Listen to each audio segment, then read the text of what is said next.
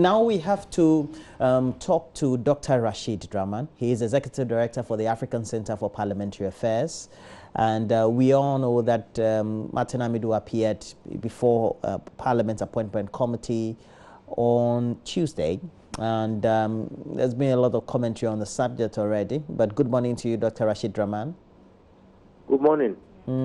And what will be your general observation about the proceedings by the Appointment Committee of Parliament during the vetting of Mr. Martin Amidu? Thank you very much for having me. I think yesterday was I was very impressed by the proceedings. I mean, if you compare that to what we have seen in the past, particularly during the vetting of ministers in January of last year.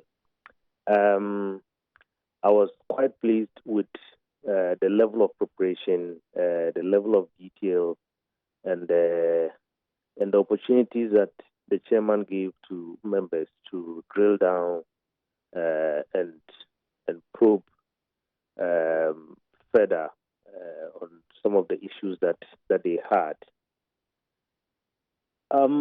There were a few things that I had a little bit of difficulty. I think the first one is the posture of the nominee, particularly when it came to answering questions from members of the NDC. You could see that each time an NDC member asked a question, his posture was one of confrontation, as compared to if somebody from the MPP asked a question. I mean, and for me that was quite worrying, because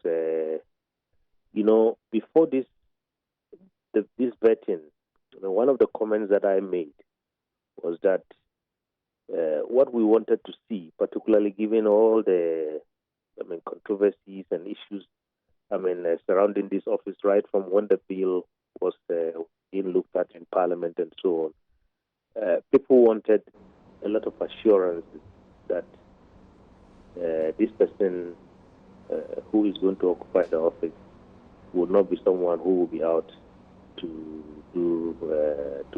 get back to people that he or she had cause to settle with, or we also wanted to see ensure that this office is quite independent and so on and so forth. So for me, yesterday, his posture vis-a-vis the minority for me was quite worrying. He was very friendly to the people on the majority side, less so than the people on the minority side. And then, in addition, I think he's a confident man and so on, but I thought that some of his answers were laced with some kind of level of arrogance, if you like. So those would be my kind of general comments. Now, there have been a lot of observations about the questioning, etc., and we're told that the quality was better than before, etc. Yes. But is that the same view you hold? Yes, indeed, that's the same view I hold. I mean, maybe because this is an issue of very high national interest. Because I think in our recent politics, we've never, even when what do you call him, the former vice president was being vetted after Vice President Mahama was sworn in as president. We didn't see this level of interest, this level of enthusiasm on the part of our parliamentarians, and then I think nationally. So this was an issue that was very important for our nation, and I think our members of parliament took it quite seriously. So perhaps that was what informed the level of preparation, the level of detail, and the scrutiny of documents and references and so on. That is, I think, the kind of thing that I want to see in most of the vetting that would take place in our parliament. I mean, granted, one particular part that I thought was a complete waste of time was, spending a lot of time on his CV, because this is someone who, is not new to the appointments committee. He has been before the committee. Yes, granted, maybe it was in the sixth and the previous parliament.